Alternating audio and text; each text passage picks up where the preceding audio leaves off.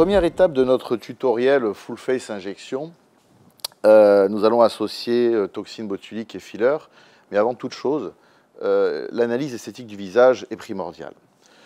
Comment va-t-on analyser un visage? Tout d'abord, on va se servir des desiderata de la patiente. Avant toute chose, c'est madame, qu'est-ce qui vous plaît, qu'est-ce qui ne vous plaît pas dans votre visage? Alors bien sûr, avec Patricia, nous nous connaissons, je l'ai déjà injecté, j'ai passé cette étape, donc je vous ferai grâce de l'interrogatoire et de l'analyse sur photo. Je sais, nous en avons parlé ensemble, quels sont ces desiderata. Ça, c'est la première chose, c'est l'écoute. La première analyse esthétique, c'est l'écoute du patient. Une fois qu'on a franchi cette étape de l'écoute, la deuxième étape, c'est le conseil. Parce que nous allons, nous, en tant que professionnels, la guider dans ses choix. Certaines de ces demandes peuvent ne pas être rationnelles ou en tout cas réellement objectives. Elles partent d'une analyse, d'une auto-analyse quelquefois insuffisante et nous allons l'aider en tant que conseil dans le choix de la stratégie de traitement. Ça, c'est la deuxième chose. Donc, première écoute, deuxième conseil. À partir du moment où on s'est mis d'accord sur ces deux bases, nous allons définir les structures du visage.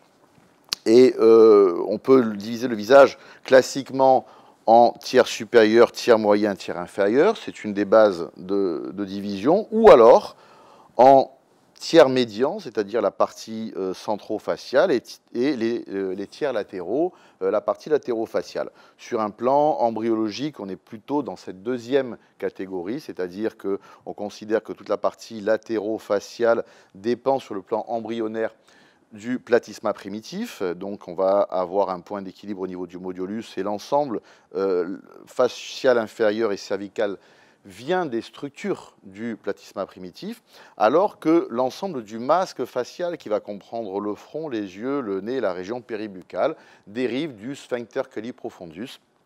On trouve ces notions dans la théorie de notre maître Guy Jost qui avait décrit cette notion avec un point d'équilibre qui est le modiolus, donc la partie latéro-commissurale. Quelles que soient les divisions que nous allons prendre, il faut de toute façon avoir les deux dans la tête, parce que je crois qu'on peut traiter quelqu'un en se basant sur le sup, le moyen et l'inférieur, mais on peut aussi s'aider de la division axiale. Et il faut toujours imaginer l'anatomie en 3 dimensions et se servir de ces divisions pour obtenir le traitement escompté. Donc, on va commencer par exemple par le front. Donc, Patricia, je vous demandais d'élever un peu le sourcil, remonter fort. On voit donc qu'il y a eu une séance de toxine botulique il y a quelques mois. On commence à voir la récidive des contractions musculaires et donc la réapparition des rides frontales. Donc, nous aurons à traiter la région frontale sur un plan musculaire. Mais pas uniquement, parce que si l'on regarde un peu le profil de Patricia, on voit qu'avec le temps, on se connaît depuis de nombreuses années, eh bien, il commence à y avoir un petit creux au niveau médio-frontal. On va ici mettre sur le profil. On a une belle convexité frontale, une belle convexité susorbitaire et en niveau frontal inférieur, susorbitaire, une légère convexité. L'intérêt du traitement ici musculaire est assez limité. Le traitement musculaire traitera les rides par la toxine botulique, mais beaucoup moins le volume, vous l'imaginez. Par contre, ce que l'on va pouvoir faire, c'est jouer sur les deux tableaux. On va utiliser la toxine, certes, mais on va aussi utiliser la théorie de la myomodulation. Elle aura un double intérêt ici. Par la myomodulation, c'est-à-dire que je vais injecter à la canule une interface entre la peau et le muscle frontal. C'est-à-dire que je vais créer un écran protecteur cutané qui fait que la contraction musculaire sera moins efficiente sur la peau puisqu'il y aura cette interface d'acide hyaluronique, qui aura donc un double rôle en mettant en avant du muscle et entre muscle et peau cette interface. Je vais diminuer le tonus musculaire, je vais diminuer son action sur la peau et je vais en même temps rétablir une convexité au niveau frontal. Donc ça, c'est une première étape. Front, on l'analyse donc sur un plan hauteur de front avec l'implantation capillaire. Position des sourcils, qu'ils soient tatoués, épilés ou naturels, la position du sourcil va bien sûr nous aider. Rappelons-nous que le sourcil est un organe de la peau, donc il va dépendre des mobilités cutanées, donc des muscles paussiers. Et c'est l'action du muscle frontal ou de l'orbiculaire qui vont définir la position de ce sourcil. Voilà pour la région frontale. Donc nous étions sur ce sourcil, nous avons vu donc dans la région, hein, on est dans la région du tiers supérieur, mais qui est aussi globalement hein, le tiers médian axial. Ce tiers médian axial, on va pouvoir un petit peu le couper latéralement en tenant compte d'un élément anatomique très important qui est la crête temporale. Crête temporale, c'est la jonction entre ce que l'on palpe de dur, c'est-à-dire l'os, ce que l'on sent de musculaire, le muscle temporal, et la limite entre les deux, c'est ce qu'on appelle la crête temporale. Voilà. Au-delà de cette limite, et jusqu'à l'arcade zygomatique, qui sera trouvée ici, eh bien cette région, c'est la tempe. Donc on va le retrouver sur notre support osseux.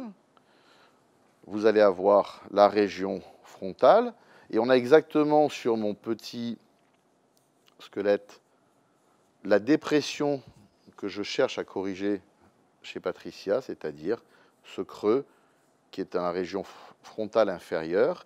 Je vais pouvoir améliorer le galbe et la convexité, et en même temps diminuer le tonus musculaire, et ceinture plus bretelle, nous finirons par la neurotoxine. Donc là, carrément, diminution de tonus musculaire par la neurotoxine, rétablissement de la convexité frontale par le filler, et en plus, action de myomodulation par ce même filler.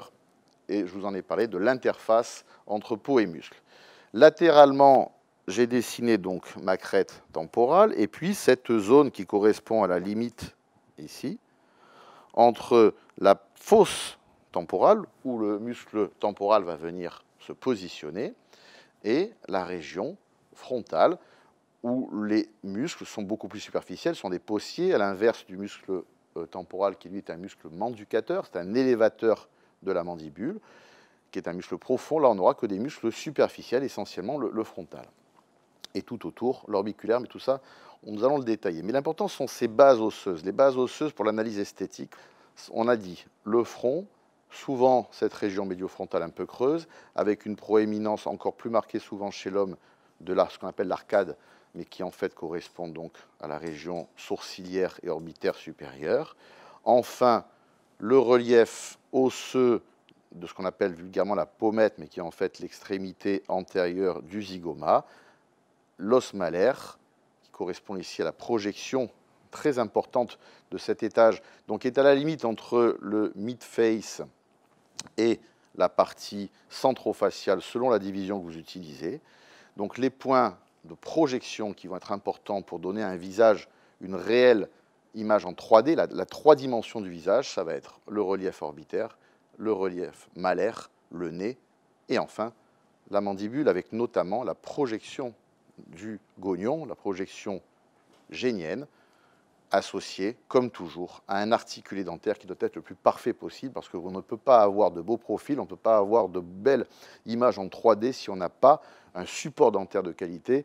Et il y a un intérêt majeur au traitement dentaire dans l'esthétique du visage, puisque cet articulé sera le garant non pas seulement d'une fonction, parce que toute la fonction musculaire de cette région va dépendre de l'articulé, de la position des dents les unes par rapport aux autres, mais aussi sur le plan esthétique, ce sont ces repères de projection qui permettront de donner un visage, cet aspect en 3D, et plus vous avez une projection, plus les tissus se tendent, plus vous avez une rétrogénie ou une rétromaxillie ou rétromandibulie, plus les tissus se détendent, et vous avez à ce moment-là une perte de l'ovale du visage, une détente de l'angle cervico-mentonnier.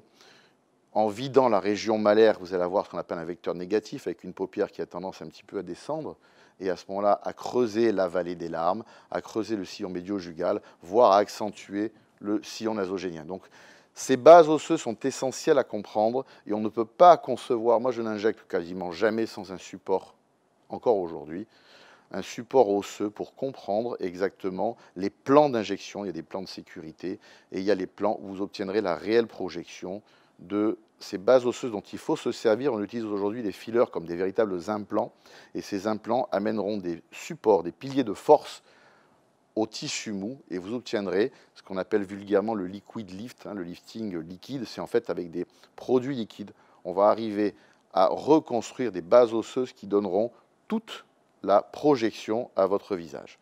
Donc, front, tempe.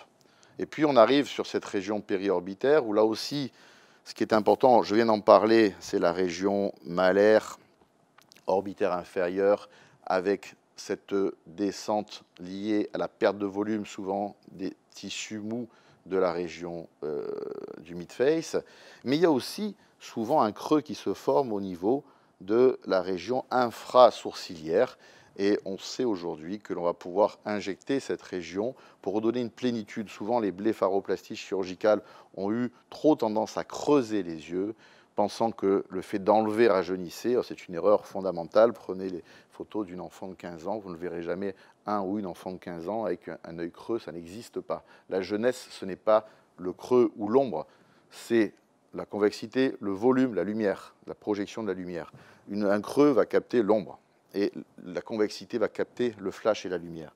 Donc la jeunesse, c'est redonner du galbe, redonner la convexité, aussi bien en région orbitaire supérieure qu'en région orbitaire inférieure. Et on va se servir des plans osseux comme plan de sécurité, puisqu'on aura toute une analyse après sur la sécurité des injections.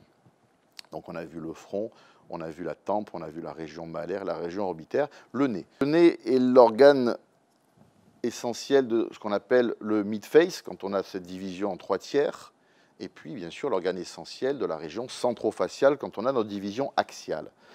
Le nez a une partie fixe, partie qui ne bouge pas, c'est la partie osseuse, qui correspond à l'os propre du nez, la branche montante, ici, du maxillaire, et il va y avoir une partie mobile, c'est la partie cartilagineuse qui n'apparaît pas à ce moment-là, bien sûr, sur notre squelette, qui est la zone des cartilages de l'ensemble du squelette nasal. Et c'est cette jonction ostéocartilagineuse qui est souvent très difficile à gérer parce que chirurgicalement, on peut faire des défects, des amputations d'articulations ostéocartilagineuses qui peuvent générer des problèmes à la fois esthétiques et fonctionnels. Dans le cadre des injections, on ne va jamais pouvoir réduire un nez en l'injectant. C'est antinomique. Une injection amène du volume, un volume amène de la projection. On aura toujours un plus grand nez après qu'avant, certes. Mais par contre, le fait d'avoir un nez un peu redressé en masquant la bosse, même s'il est légèrement plus important, est beaucoup plus harmonieux. Et surtout qu'on va l'associer à un autre traitement qui sera le traitement du front et le traitement, on en a parlé, de la ligne mandibulaire. Donc globalement, sur un visage qui a tendance à se rétracter en vieillissant autour des orifices que sont les yeux, le nez et la bouche, eh bien, nous allons rajeunir en reprojetant l'ensemble de ces structures autour des yeux, autour du nez, autour de la bouche. Donc le fait d'avoir a priori un nez un peu plus grand n'est pas du tout antinomique avec un esthétique. Alors l'esthétique du nez, ce n'est pas avoir un nez forcément plus petit. L'esthétique du nez, c'est la profiloplastie. C'est-à-dire qu'on va chercher à intégrer le nez dans un profil quand on est sur du 2D, sur 2 dimensions, et sur une projection en 3 dimensions. Et donc, il est clair que le rétablissement d'une belle convexité frontale va déjà nous donner un galbe, d'une belle projection de la ligne mandibulaire et de la région génienne, va nous donner la projection inférieure. Et entre les deux, nous gérerons la partie péribuccale, mais ce nez qui est en plein centre du visage, eh bien, par raréfaction de l'os alvéolo-dentaire dans le cadre du vieillissement, nous allons avoir une érosion ici de l'épine nasale du maxillaire. Et cette épine nasale du maxillaire est le support de la pointe de nez. C'est-à-dire que si vous n'avez plus de support ici, la pointe a tendance un peu, à ce moment-là, à tomber. Du coup, on voit apparaître une bosse qui, je suis sûr, chez Patricia, n'existait pas il y a quelques années, mais par la chute de la pointe, on voit apparaître la syphose dorsale.